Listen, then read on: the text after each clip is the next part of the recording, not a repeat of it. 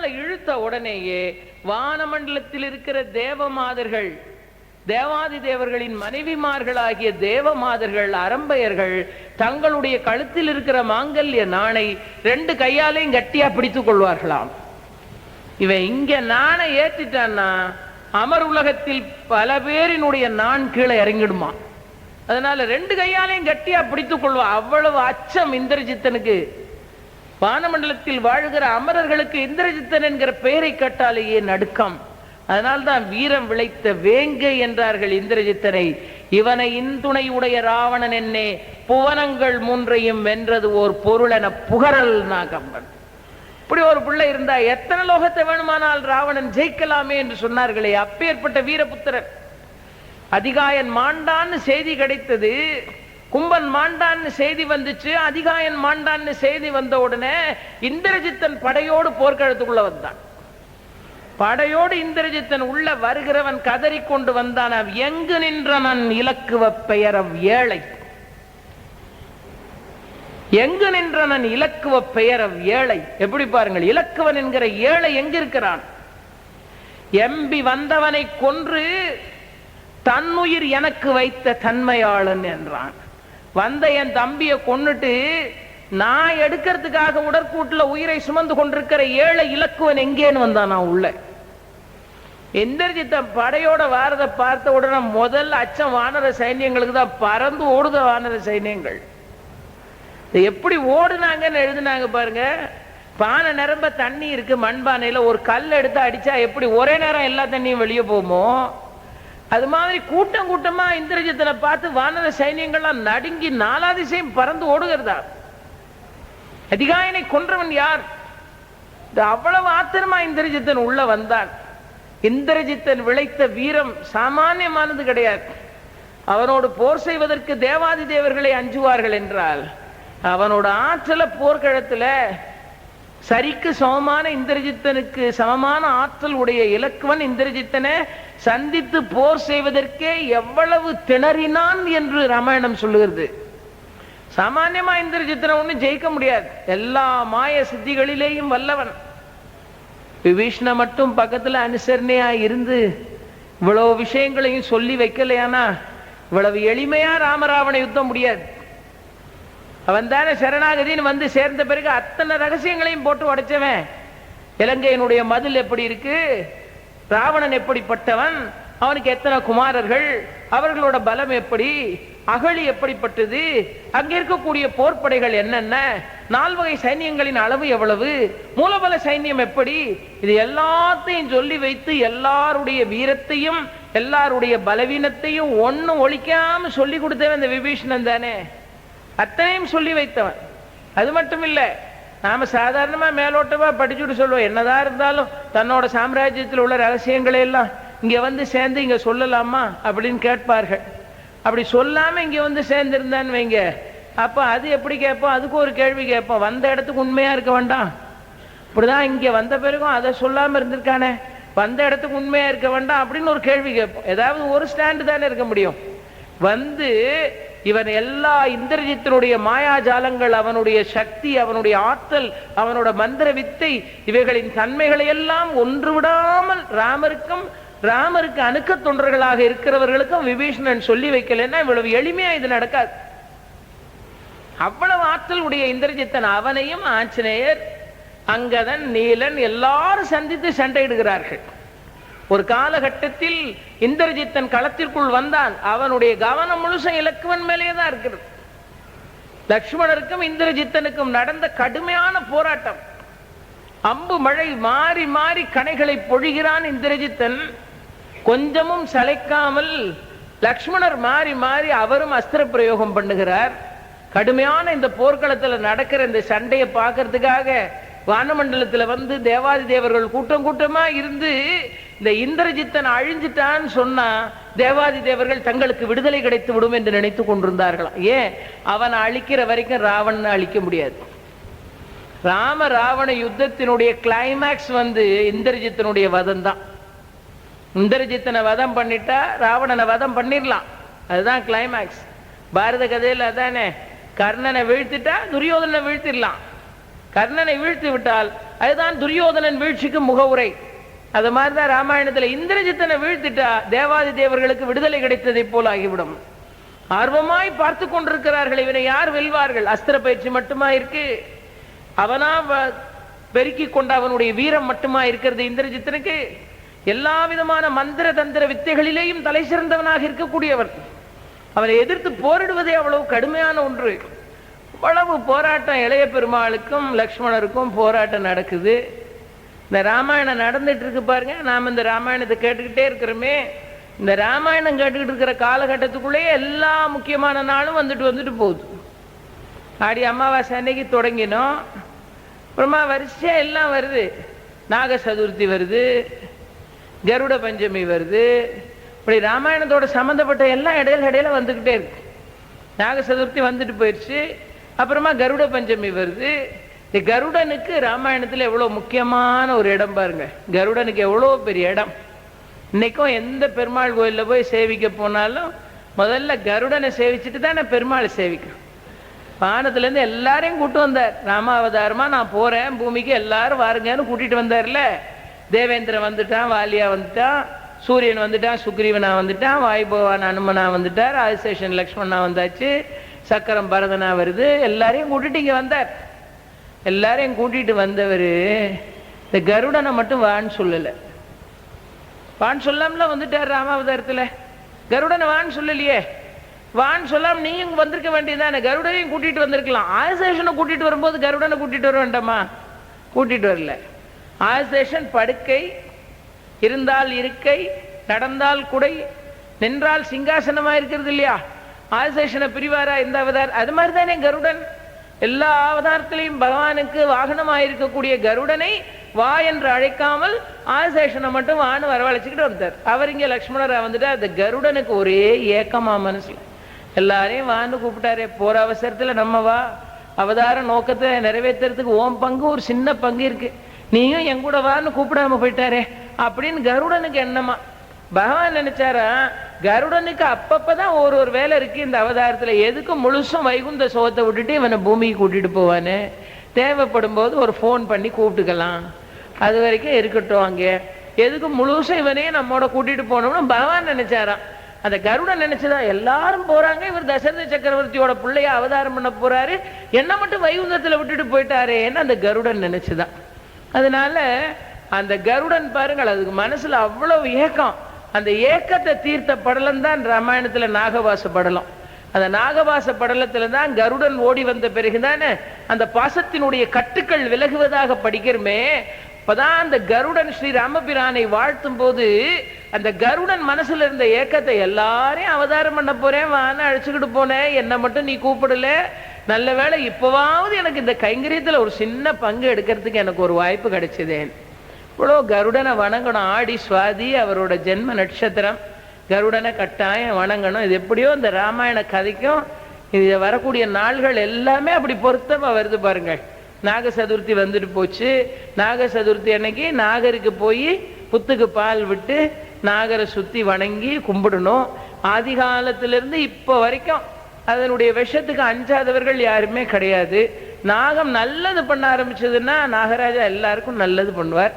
அது மாதிரி கேடு செய்யக்கூடிய சூழ்நிலையில் ராகு கேதுக்களால பிரச்சனை இருந்தா நாக சதுர்த்தி வழிபாடு ரொம்ப உன்னதமான ஒரு வழிபாடு. அன்னைக்கு போய் நாகரை வணங்கி நாகராஜாவை போய் வணங்கணும். அதுவும் எழுதுனாங்க, ஒரு வயல்ல வேலை செய்து கொண்டிருந்த 4 சகோதரர்கள், இந்த 4 சகோதரர்களும் வயல்ல வேலை செஞ்சுட்டு இருக்கும் போது ஒரு கருநாகம் போய் 4 பேரையும் திண்டிருக்கு. இந்த 4 பேரும் உயிர் போய் அப்படியே வயல்வெளியில விழுந்து கிடக்குறாங்க. ஒரே ஒரு சகோதரி, 4 சகோதரர்கள். அந்த ஒரு சகோதரி போய் அவன் நினைச்சா, இந்த நாகராஜா வந்து இப்படி 4 பேரையும் திண்டி ஒண்ணுமே இல்லாம இந்த குடும்பத்தை ஒண்ணும் இல்லாம பண்ணிட்டாரேன்னு அவள் அழுத அழுகுரல் கேட்டு அந்த நேரத்துல அமுதத்தை பொழியக்கூடிய கருடன் பறந்து வந்து அந்த கருடனுடைய காற்று பட்ட உடனே அந்த நாகத்தினுடைய விஷத்துக்கு அது மாற்றாக அமைய கீழே வீழ்ந்து கிடந்த சோதரர்கள் உயிரோடு வந்தார்கள் என்று நாக சதுர்த்திக்கு பின்னால ஒரு புராண கதை. அதனால நாக சதுர்த்தி அன்னைக்கு நாகராஜாவை வணங்கினால் இந்த மாதிரியான விஷ ஜந்துக்களால ஏற்படுகிற தொல்லை எதுவும் ஏற்படாமல் ஆனந்தமா இருக்கலாம். ராகு கேதுக்கள் போன்ற சாயா கிரகங்களால ஏற்படக்கூடிய கெடுபலனை விளக்கிறதுக்கு செலவில்லாத எளிமையான பரிகாரம் நாக சதுர்த்தி அன்னைக்கு நாகராஜாவை வணங்குறது. ரொம்ப எளிமையான ஒரு பரிகாரம், செலவில்லாத ஒரு பரிகாரம் சொன்னா அதான். பசித்து சாப்பிடுறதுங்கிறது வேற, பசிக்காமலே சாப்பிடுறது வேற. பசிக்கும் போது ஒரு உணவு கிடைத்தால் அந்த உணவுக்கு ரொம்ப மரியாதை உண்டு. அது மாதிரிதான் நாக சதுர்த்தி அன்னைக்கு நாகராஜாவை வணங்கினால் அவ்வளோ பெரிய சிறப்பு என்றார்கள். இந்த கருடனும் பாருங்கள், கருடனும் ஆகாச மார்க்கமாக அமுதத்தை கொண்டு வந்து பூமிக்கு சேர்த்த பெருமை கருடனுக்கு உண்டு. ஆகாச மார்க்கமாக அமுத கலசத்தை சுமந்து கொண்டு வந்த பெருமை, பூமிக்கு அமுத கலசத்தை கொண்டு வந்தார் கருட பகவான். கொண்டு வந்த அந்த அமுத கலசத்திலிருந்து சிந்திய துளிகள், அந்த துளிகளைத்தான் ஆதிசேஷன், கார்கோடகன் முதலான அந்த நாகங்கள் அருந்தியதாக வரலாறு. அதனால கருடனுக்கு பெருமாள் பக்கத்திலேயே வச்சிருக்கார் கருடனை. இப்ப அது மேல ஏழி காட்சி கொடுக்கிறார், அது மேல ஆரோகணித்து வருகிறார். பெருமாள் கோயில்ல திருவிழா நடந்துச்சுன்னா ரொம்ப முக்கியமான நாள் எதுன்னா கருடன் மேல ஆரோகணித்து பெருமாள் வந்தா தான் எல்லாருக்கும் மகிழ்ச்சி. அதுதான் கருட சேவை, கருட சேவை, கருட சேவைன்னு பாராட்டுறோம். அதான் நம்முடைய வைணவ ஆச்சாரிய பெருமக்கள் அவ்வளோ அழகா எழுதுனாங்க. கருடனை பத்தி வர்றதுனால கருடனை பத்தி நீங்க தெரிஞ்சுக்கணும்னு சொல்றேன். ஆடி சுவாதி கருடனுடைய ஜென்ம நட்சத்திரம். கட்டாயமா வண்டி வாகனங்கள்ல அதிகமா பயணம் பண்ணுகிறவர்கள், வண்டி வாகனம் வச்சிருக்கிறவங்க, இப்ப யார்கிட்ட வண்டி வாகனம் இல்ல? 2 வீலர் இருக்கு, 4 வீலர் இருக்கு, எல்லாம் இருக்கு. வண்டி வாகனங்களால சாலை குறுகலாயிருக்கு, வாகனங்களோட எண்ணிக்கை ஜாஸ்தியா போச்சு. சாலை விதிகளையும் கடைபிடிச்சு நம்ம நாட்டுல யாரும் வண்டி எல்லாம் ஒன்றும் ஓட்டுற வேலையெல்லாம் கிடையாது. அப்படிப்பட்ட ஒரு சூழ்நிலையில நாம உட்கார்ந்து இருக்கும் போது கருட பகவானை கட்டாயமாக கருட தரிசனம் வாகனங்களினால் ஏற்படுகிற ஆபத்தை விளக்கும்.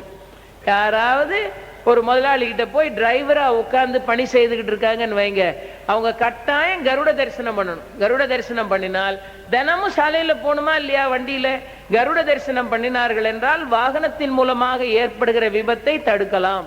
அது மாதிரி அடிக்கடி பயணம் பண்றவங்க கருட தரிசனம் பண்ணணும். ஆடி மாதத்துல சுவாதி நட்சத்திரத்தை அன்னைக்கு கருட பகவானை கண்டிப்பாக வணங்க வேண்டும். ஆடி திருவாடி சுவாதின்னு அத வைணவ பெருமக்கள் தலைமையில வச்சு கொண்டாடக்கூடிய அபூர்வமான நாள் அந்த ஆடி சுவாதி. கருடனை வணங்கணும். கருடனுக்கு என்று நீங்க ஸ்ரீரங்கத்துல போய் பார்த்தீங்கன்னா பெரிய கருடன், அவர் பேரே பெரிய கருடன் இருக்கார். நாச்சியார் கோயில் இருக்கிறது கல் கருடன் இருக்கிறார். கருடனுக்குன்னே இவ்வளவு எழுதி வைத்திருக்கிறார்கள். பகவானை சுமந்து கொண்டிருக்கக்கூடிய அபூர்வமான பாக்கியம். அதுல என்ன சிறப்பு என்றால் நிறைய பேர் பெருமாள் இடத்தில் வரம் கேட்டு பெற்றார்கள். பெருமாள் இடத்தில் வரம் கேட்டு பெற்ற பக்தர்கள் நிறைய பேர் இருந்தாங்க. ஆனால் ஒரு சிலரை தேடி போய் பெருமாள் கேட்டார், ஒரு சிலரை தேடி போய் பெருமாளே கேட்டார். இப்படி பெருமாள் போய் கேட்டது 1-2 பேர் கிட்ட தான். அதுல ஒருத்தன் தான் கர்ணன். கிருஷ்ணரா போய் தர்மத்தை கொடுன்னு கேட்டு போனார். அதே மாதிரி கருடனை தேடி பெருமாள் போய் நீ எனக்கு வாகனமா இருந்துக்கன்னு கேட்டு போனார். நீ எனக்கு வாகனமாக இருந்து கொள் என்று கேட்டு கருடனை பெருமாள் வாகனமாக்கி கொண்டார் என்பதாக புராண வரலாறு. அதனால ராமகைங்கரியத்துக்கு உபகாரம் பண்ண முடியாம போச்சேன்னு கருடனுக்கு இருந்த வருத்தம் தீர்ந்த இடம்தான் ராமாயணத்துல அபூர்வமான இந்த நாகவாச படலம். அத்தனை அஸ்திர பிரயோகம் நடந்த பிறகு லக்ஷ்மணனை வீழ்த்துவதற்கு வழி தெரியவில்லை.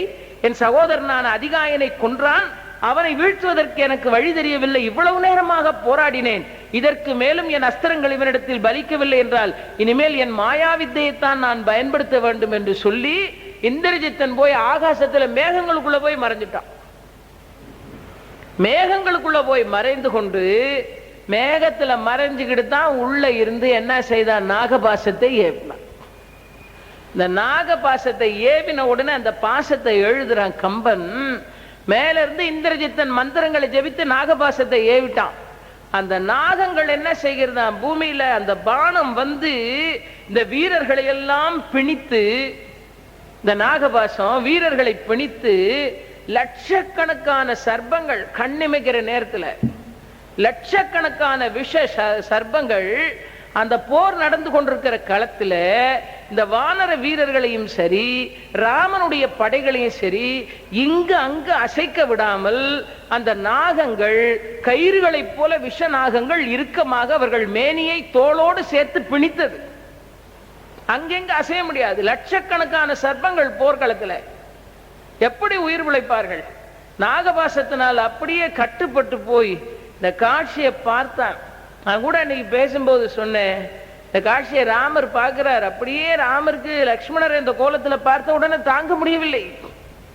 வானரங்களை எல்லாம் கட்டி இருக்கிறது நாகம். மேல இருந்து நாகபாசத்தை ஏவுனா பார்த்தா லட்சக்கணக்கான சர்ப்பங்கள் எல்லா வீரர்களையும் கட்டியாச்சு. இதோட நம்ம வேலை முடிஞ்சது. இந்திரஜித்தன் போய் படுத்துவங்க போயிட்டான். இதோட இந்த வானர வீரர்களுக்கு உயிர் முடிஞ்சதுன்னு அவன் போயிட்டான். இந்த நாகங்கள் கட்டி கிடக்கிறது. அந்த பிடியிலிருந்து தப்ப முடியாமல் லட்சக்கணக்கான சர்ப்பங்களோட போராடி கொண்டு வானர வீரர்களும் லக்ஷ்மணனும் விழுந்து கிடக்கும் போது இந்த காட்சியை பார்த்தார் ராமர். தாழ முடியல ராமரால. ராமர் கதறி கண்ணீர் விட்ட இடம். ஒரு இடத்துல கூட லக்ஷ்மணனை வெளிப்படையா பாராட்டி ஒன்னும் சொல்லலையேன்னு நான் சொன்னேனே, அந்த ராமரா பார்த்து உருகி அழுத இடம் இந்த இடம். ராமர் அழுதார். தந்தையாரை இழந்தேன், தாய்மாரை இழந்தேன், மனைவியையே பறிகொடுத்தேன், இவைகளெல்லாம் நடந்த பிறகும் அறம் தாய் தந்தை சுற்றம் முற்றும் துறந்தேன். இதெல்லாம் போன பிறகும், தாயாரை பிரிந்த பிறகும், தந்தையை இழந்த பிறகும், மனைவியை பிரிந்த பிறகும், ராஜ்யத்தை விட்ட பிறகும், சுற்றத்தை விட்ட பிறகும், இதுக்கு மேலேயும் என்னுடைய உடம்பில் உயிர் தங்கிக் கொண்டிருக்கிறது என்றால் அதற்கு காரணம் எனக்கு நீ ஒரு தம்பியாக இருக்கிறாய் என்பதனால் அல்லவான்னார். லக்ஷ்மணனை பார்த்து கதறார். நீ ஒருத்தன் தம்பியா இருக்கிறதுனால இல்லையா இத்தனை பேரை பிரிந்த பிறகும் நான் இருக்கிறேன்.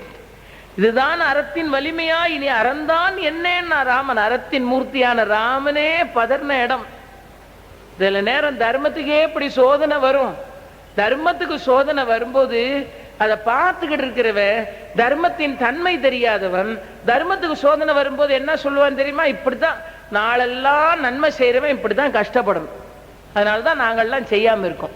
எப்படி பாருங்க, இது ஒரு சமாதானம் தேடுறான் பாருங்க. நல்லதா செய்யறான், நல்லது செய்யறவன் இப்படிதான் ஆவான், அதனாலதான் கஷ்டப்படுறான். நாங்க பாருங்க அதெல்லாம் கிடையாது, அதனாலதான் நாங்க இதுல இந்த ரெண்டுக்கு இடையில ஒருத்தர் இருப்பான். கெட்டாலும் பரவாயில்லை, நல்லதே தான் செய்யறது, அற வழியிலே தான் நிக்கிறதுன்னு ஒருத்தர் இருப்பாங்க. இன்னும் கொஞ்சம் பேரு நல்லது செய்யறவனுக்கு ஒரு பட்டம் வச்சிருக்கான். என்னன்னா பொழைக்க தெரியாதவன். என்னத்தை பொழைக்க போறான்? நல்லது செய்யறவனுக்கு பொழைக்க தெரியாதவன் பேர் வச்சுட்டான். பேரை வச்சுட்டு அவன் சொல்லுவான், இவனெல்லாம் பார்த்து நடந்துடாதீங்கப்பா, உருப்பிட முடியாது, நம்ம வழியில நம்ம போகணும், அப்பதான் நம்ம நல்லா இருக்க முடியுங்கிற பாருங்க. கீழ் மட்டத்தில் இருக்கிறவன். இந்த மேல் மட்டத்தில் இருக்கிற கதையிலையும் நீங்களும் நானும் இல்லை. இந்த கீழ்மட்டத்தில் மேல் மட்டத்தில் இருக்கிறவன் எல்லா காலகட்டத்திலையும் அறத்தோடு இருக்கணும். உயிர் போனாலும் பரவாயில்லை அறம், அதெல்லாம் நம்ம இல்லை. ஒருவேளை கூட்டத்தில் 1-2 ஆண்டோர்கள் இருக்கலாம், நான்லாம் இல்லை அதில்.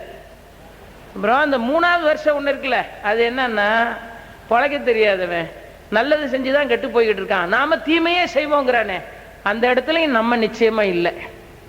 நம்ம இது ரெண்டுக்கும் நடுவில் இருக்கோம். எப்படி தெரியுமா? நம்ம ஸ்டாண்ட சொல்றேன், இது ரெண்டுக்கும் இடையில நாம, இது ரெண்டுக்கு இடையில உட்கார்ந்து நாம சொல்றது, நாம நல்லதுதானே செய்யறோம், பகவானே நமக்கு நல்லது செய்ய மாட்டேங்கிறார். நல்லது செய்யறவனுக்கெல்லாம் இப்படி கஷ்டம் கொடுக்கிறாரே, கெட்டது செய்யறவன்லாம் நல்லா இருக்கானே, ஏன் நம்ம நல்லது செஞ்சோம் எதுக்காக நம்ம அவதிப்படுறோம்? அப்ப நல்லது நாம செய்ய வேண்டாமா? அப்ப தீமை தான் நல்லதா அப்படின்னு தினசரி நமக்குள்ள நன்மையா தீமையா, நல்லதா கெட்டதா, நல்லதா கெட்டது, ரெண்டுக்கும் இடையில இந்த போராட்டத்திலே நம்ம வாழ்க்கை போகும். நல்லதா கெட்டதா, நல்லதா கெட்டதா, நல்லதை தெளிவா நாம பிடிக்கவும் இல்லை, கெட்டதுல நாம இறங்கவும் இல்லை. இது ரெண்டுக்கு இடையில நன்மையா தீமையா, நல்லதா கெட்டதா, நல்லதா கெட்டதான்னு இது ரெண்டுக்கு இடையில ஒரு போராட்டமான சூழ்நிலையிலேயே நம்ம உட்கார்ந்துட்டு. இதுக்கும் நம்முடைய வேதாந்திகள் சொல்றாங்க பாருங்க. இதுக்கும் சொன்னாங்க, ஒரு காட்டுல உட்கார்ந்துக்கிட்டு எந்த பிரதிபலனும் எதிர்பார்க்காம இந்த காட்டுல உள்ள மூலிகைகளை எல்லாம் பறிச்சு எடுத்து அதையெல்லாம் அதோட இயல்பெல்லாம் தெரிஞ்சு வச்சுக்கிட்டு இந்த காட்டுக்கு பக்கத்தில் இருக்கிற கிராமங்களில் உள்ள ஜனங்கள் ஏதாவது நோயின்னு சொன்னாங்கன்னா அவங்க வந்து இவங்கிட்ட இந்த மூலிகை மருந்தை வாங்கி சாப்பிட்டு குணமாகி போற மாதிரி ஒரு காலனா காசு வாங்காம ஒருத்தன் சேவை பண்ணிட்டு இருந்திருக்கான். அவருக்கு உடம்பு சரியில்லைங்க, ஒரு வாரமா படுத்திருக்காரு, காட்டுக்குள்ளையெல்லாம் வந்து உங்களை பார்க்கறதுக்கெல்லாம் ஒன்றும் சௌரியம் இல்லை, அதை பத்தி ஒன்றும் பரவாயில்லை, நானே போய் கொடுத்துட்டு வரேன் அப்படின்னு நடந்தே போய் மூலிகை மருந்தை கொடுத்து குணப்படுத்துற ஒரு பெரிய மகான். அவன் பெரிய மகானா தானே இருக்கணும், பலன் கருதாம தொண்டு செய்யற மகான். ஒரு நாள் நோய்வாய்ப்பட்டு போய் ஒரு நல்ல பணக்கார் நோய்வாய்ப்பட்ட நிலைமையில இந்த துறவியை தேடி ஒரு மருந்து வாங்குறதுக்காக வனத்துக்குள்ள வந்தார். மருந்தை வாங்கி சாப்பிட்டார், குணமா போயிட்டு. நிறைய பேர் குணமா போச்சுன்னா அதுக்கு பிறகு தசைக்கு திரும்ப மாட்டான். இவர் பழையபடி குணமா போன உடனே வந்து எங்கெங்கயோ சிரமப்பட்டு அலைஞ்சே, நீங்க கொடுத்த மருந்துல எல்லாம் குணமா போச்சு, உங்களை பத்தி கேள்விப்பட்டேன், 10 மைல் ஆனாலும் நடந்து போய் மருந்து கொடுத்துட்டு வரீங்களே, உங்களுக்கு நான் என்ன பரிசு கொடுக்கறது, பணம் கொடுக்கவான்னு. நான் பணம் எல்லாம் ஒன்றும் வாங்கறது இல்லை, நான் இது சமூக சேவை இது அப்படி. உடனே அவர் சொன்னாரு, சரி சரி நீங்க பணம் வாங்க வேண்டாம், 10 மைல் நடந்து போய் மருந்து கொடுத்துட்டு வரீங்களா இல்லையா, அதனால ஒரு குதிரையை மட்டும் இந்த மரத்துல கட்டி போட்டு போறேன். இனிமே நீங்க நடந்து போய் செய்ய வேண்டாம். நீங்க மருந்து கொடுக்க போனீங்கன்னா அந்த குதிரை மேல ஏறி போய் 10 மைல் நடக்கணுமே, அதுக்கு பதிலாக அந்த குதிரை மேல ஏறி போய் சேவை பண்ணுங்க, அந்த உபகாரத்தை நான் பண்ணிட்டு போறேன்னு அவர் விரும்பாமலே ஒரு குதிரையை கொண்டாந்து அந்த துறவி வாழ்ந்த குடிசைக்கு எதிர கட்டி வச்சுட்டு அந்த பணக்காரர் போயிட்டார். அதுக்கு பிறகு மருந்து கொடுக்க போகும்போது இந்த துறவி என்ன செய்யறாரு, இந்த குதிரை மேலேயே ஏறி போய் 10 மைல் 5 மைலா இருந்தா குதிரை மேல ஏறி போய் மருந்து கொடுத்துட்டு வருவார். ஒரு நாள் ஒருத்தன் உடம்பு சரியில்லாதவன் இவரை தேடி வந்தான். வந்தவனுக்கு இந்தாப்பா மருந்துன்னு எல்லாம் கொடுத்த உடனே அவன் சொன்னான், ஐயா 5 மைலுக்கு அந்தாண்ட இருக்குங்கய்யா என்னோட கிராமம், நடக்க முடியாதுயா என்னால. நான் அதுக்கு என்னப்பா, என்கிட்ட ஒரு குதிரை இருக்கு, குதிரை மேல ஏறி நீ போ அப்படின்னார். அப்ப இந்த குதிரையை நான் எப்படி திரும்ப, நம்ம 2 பேருமே குதிரை மேல ஏறி போவோம், உன் கிராமத்துல நீ போய் இறங்கின உடனே நான் குதிரையில திரும்பி வந்துடுறேன் அப்படின்னார். சரின்னு சொல்லிட்டு இவன் என்ன செஞ்சான், குதிரை மேல ஏறி உட்கார்ந்தான். அடுத்தாப்புல இந்த துறவி ஏறி உட்கார்ந்தா தானே இவனை விட்டுட்டு அவர் திருப்பி கூப்பிட்டு வர முடியும். அவன் உட்கார்ந்ததுதான் தாமதம், குதிரையை தட்டிட்டான். குதிரையை தட்டிட்டு பிடிச்சான் ஓட்டம், குதிரையோட ஓடியே போயிட்டான். அவன் இந்த குதிரை மேலே கண்ணு வச்சுட்டு இருந்திருக்கான். அவன் பிடிச்சான், ஒரே ஓட்டமா குதிரையோட ஓட்டமா ஓடியே போயிட்டான். ஓடி போன உடனே அவன் குதிரையோட ஓடி போயிட்டான். இவருக்கு தெரியாது அவன் திருடிட்டு போறதுக்காக வந்திருக்கான், அதனால குதிரையோட ஓடி போயிட்டான்னு தெரியல. பழையபடி உட்கார்ந்து இருந்தாரு. இதே மாதிரி 5 மைல் 10 மைல் நடந்து போய் மருந்து கொடுத்துட்டு இருந்தார். இதே மாதிரி 5 மைல் நடந்து போய் ஒரு நாள் மருந்து கொடுக்க ஒரு கிராமத்துக்கு போறாரு பாருங்க. அந்த கிராமத்துல தான் குதிரையை திருடிட்டு போனவன் வீடு இருக்கு. அவன் வந்துட்டான். வந்தவன் சொன்னான், ஐயா இந்த வேலையை நீங்க விடப்படாதா, இன்னும் இந்த வேலையா பார்த்துக்கிட்டு இருக்கீங்க, நீங்க வச்சிருந்த ஒரு குதிரையை மருந்து வாங்க வேஷம் போட்டு நான் திருடிட்டு வந்துட்டேன், அது பிறகு நீங்க திருந்த வேண்டாம், ஓசிக்கு வைத்தியம் பார்க்கப்படாதுன்னு இன்னும் திருந்தாம கிராமமா நடந்து போய் மருந்து கொடுத்துக்கிட்டு இருக்கீங்களே அப்படின்னு அவன் கேட்கிறான். அதுக்கு இவர் சொல்றாரு, நாட்டுல பலன் கருதாம தர்மம் செய்யறவன் பூரா என்ன அவன் ஏமாத்திட்டான் இவன் ஏமாத்திட்டான், அதனால நான் தர்மத்தை தொடர மாட்டேன்னு முடிவு பண்ணிட்டான். தர்மம் என்னப்பா ஆகும்னார். தர்மம் என்ன ஆகும், ஏமாத்துற இயல்பு அது ஏமாத்துறவனுக்கு. அதுக்காக என்னை ஏமாத்திட்டாங்கிறதுக்காக தர்மம் அதோட நின்று போகுமா? ஏன் தர்மம் குதிரை இருந்தா குதிரையில போய் கொடுக்கறது, குதிரை இல்லைன்னா நடந்து போய் கொடுக்கறதுன்னா. தர்மத்திற்கென்று வருகிற சிக்கல்கள், அதான் அதுக்கு தர்ம சங்கடம்னு வச்சாங்க. அதான் சில நேரத்துல தர்மம் கூட என்ன செய்யும் பாருங்க, தனியா நின்று நான் தர்மம் தான் நிரூபிக்கிறதுக்கு தர்மம் போராடுது. அதனாலதான் ஆஞ்சநேயனுக்கு ஒரு தொடர் போட்டான் கம்பன். என்ன நினைக்கிறீங்க ராமாயணத்துல, தர்மத்தின் தனிமை தீர்ப்பான் அப்படின்னா. இப்ப என்ன அர்த்தம், தர்மத்துக்கும் தனிமை வரும்னு தானே அர்த்தம். தர்மத்தின் தனிமை தீர்ப்பான்னு தொடர் போடுறான். அப்ப தர்மத்துக்கே சில வேளைகளில் தன்னை நிலைநாட்டிக் கொள்வதில் தர்மமே தனிமைப்பட்டு போய் இருக்கும் போது, பூமியெல்லாம் அதர்மம் நிரம்பி வழியும் போது அந்த தர்மம் தனிமைப்பட்டு போகிறதா இல்லையா? தர்மம் எடுபட மாட்டேங்குதே, தர்மத்தினுடைய உயர்வு தெரியாம போகுதே. அதனால கம்பன் ஆஞ்சநேயனுக்கு தொடர் போடுகிறான், தர்மத்தின் தனிமை தீர்ப்பான் அப்படின்னா. நல்லது செய்கிறவர்கள் நன்மையை செய்து கொண்டேதான் இருப்பார்கள். அதுக்கு எத்தனை இடர்பாடுகள் வந்தாலும் அதை பற்றி கவலைப்படாமல் தர்மம் வாழுமா வெல்லுமா தோற்குமா என்கிற சிந்தனைக்கே இடம் இல்லாமல் அவர்களின் தர்ம நாட்டமானது ஒரு நாளும் குறைவுபடாமல் ஒரே சீராக போய்கொண்டேதான் இருக்கும், அதில் குறைவே ஏற்படாது. ராமர் சொல்லுகிறார், தர்மமே நடுநடுங்கி போய் நிற்பதை போல அறந்தான் என்னன்னார். தர்மம் பூமியில இந்த மாதிரி தர்மத்துக்கு சோதனை வர்றதை சாமானியம் பார்த்தானா, ஓஹோ தர்ம வழியில நின்னா இப்படித்தான் கஷ்டம்லாம் வரும்போல் இருக்குன்னு நினைச்சிருவானே, அப்படி நினைக்கக்கூடிய விதமான ஒரு சூழ்நிலை. இந்த ஹரிச்சந்திரனுடைய நாடகத்தை போட்டு காட்டும் போது ஒருத்தர் பார்த்தாருல மகாத்மா காந்தி, பார்த்தவர் ஒரு முடிவு பண்ணிட்டார், அடே அப்பா சத்தியத்துக்காக இப்படி வாழ்ந்திருக்கானே, என் வாழ்க்கையில நான் பொய்யே சொல்லக்கூடாதுன்னு ஒரு முடிவு பண்ணிட்டார். காந்திஜி முடிவு பண்ணார்ல, அவரை மாதிரி பொய் சொல்லாதவர்கள் இந்திய தேசத்துல எத்தனை பேர்? அதனால்தானே ஐன்ஸ்டீன் எழுதினா, இப்படிப்பட்ட ஒரு மாமனிதர் பூமியில் வாழ்ந்தார் என்பதை இனி வருங்காலங்களில் உலகம் நம்ப மறுக்கும் எழுதிட்டான். இனிமேல் வருங்காலங்களில் உலகம் நம்ப மறுக்கும், அப்படிப்பட்ட ஒரு மகான்ல. அதான் பேட்டன் ரசல் எழுதினான், காந்திஜி பொய் சொல்லவில்லை என்கிறார்கள், காந்திஜி பொய் சொன்னார். ரசல் எழுதுறார், காந்திஜியும் பொய் சொன்னார்னு எழுதினார். பேட்டன் ரசல் போய் காந்திஜி கிட்ட கேட்டாரா, மகாத்மா நீங்க பொய்யே சொல்ல மாட்டீர்கள் என்று எல்லோரும் சொல்லுகிறார்களே, நீங்கள் பொய் சொன்னதில்லையா? காந்திஜி தன்னடக்கமா பதில் சொன்னார், நானும் சொல்லி இருக்கிறேன். உடனே ரசல் எழுதினா, இதுதான் காந்திஜி சொன்ன பொய், நானும் சொல்லி இருக்கிறேன்னு தன்னடக்கமா அவர் பதில் சொல்றாரு. ரசல் எழுதினா இதுதான் மகாத்மா சொன்ன பொய் என்ன எழுதினா பாருங்கள். எப்பேற்பட்ட தேசம், வாய்மைக்காக வாழ்ந்த தேசம். இதனால நமக்கு என்ன நஷ்டம் வரும் லாபம் வரும்னு கருதி பார்த்தார்களா? அதையெல்லாம் பற்றி கவலை இல்லை. எவ்வளவு அருமையாக சொன்னார்கள் பாருங்கள். தர்மம் வெல்லுமா, வாழுமா, தோத்து போகுமா, தனிமையா இருக்குமா, இந்த சிந்தனை எல்லாம் இல்லை. தர்மமானது தன் கடமையை ஒரே சீராக செய்து கொண்டே இருக்க வேண்டும் என்பதுதான் நம்முடைய அறநூல்கள் எல்லாம் நமக்கு சொல்லி கொண்டிருப்பது. அதுதான். அதனால ராமர் துடிச்சு அப்படியே அந்த துடித்து போய் நிற்கிற அந்த காட்சியை பார்க்கும்போது ராமரே அப்படி தயங்கி போய் நிற்கிறார். அறந்தான் என்னே என்று ராமர் புலம்பிக் கொண்டிருக்கிறார் வீழ்ந்து கிடக்கிற இலக்குவனை பார்த்து. அந்த களத்துல இளைய பெருமாளுடைய நிலை இது என்றால் வானரங்களினுடைய நிலை சொல்லி மாளார். எல்லாம் நாகக்கட்டுக்களில் கடந்து துடித்துக் கொண்டிருக்கிறார்கள். நல்லா நாகத்தோட விஷத்துக்கு மாற்றா இருக்கக்கூடியது மருந்து காற்றை வீசக்கூடிய கருடனுடைய சிறகு. இப்ப நினைக்கலையே, கருடன் வர வேண்டும் என்று யாரும் நினைத்ததாக ராமகாதையில எழுதல. ஏற்கனவே ஏற்பாடு பண்ணிட்டு அவதாரம்னு வந்திருந்தா தான் கருடனை வான்னு கூப்பிட்டுருப்பாரு. அப்படி அழைக்கவில்லை. ஆனால் கருடன் தானாக பறந்து வருகிறார். கருடன் தானாக பறந்து வந்தார். 1000 நாகங்களால் கட்டுண்டு அலைப்புண்டு கிடக்கிறார்கள் வீரர்கள்.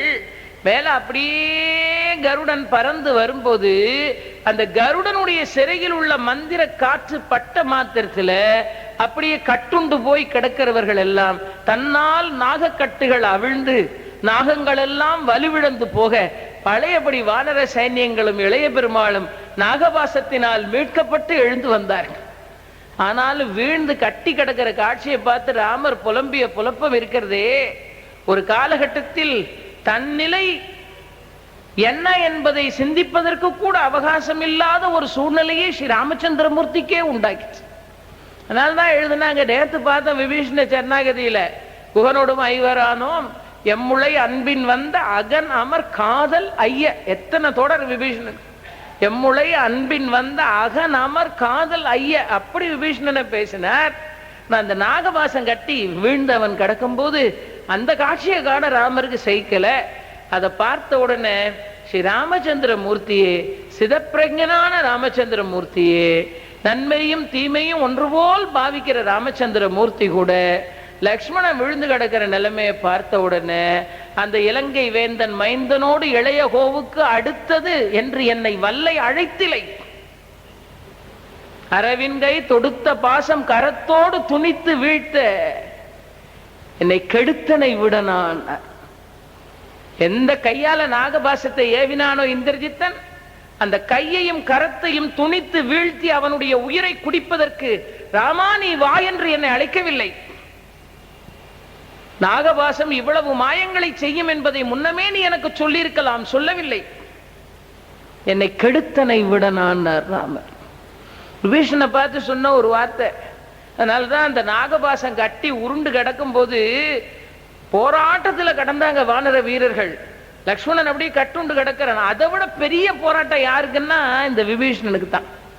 அவன் நினைச்சா மனசுல சரணாகதின்னு வந்து சேர்ந்தோம், இந்த இந்திரஜித்தை இப்படி பண்ணிட்டா இதை பார்க்கிற 4 பேர் பேசுவாங்க.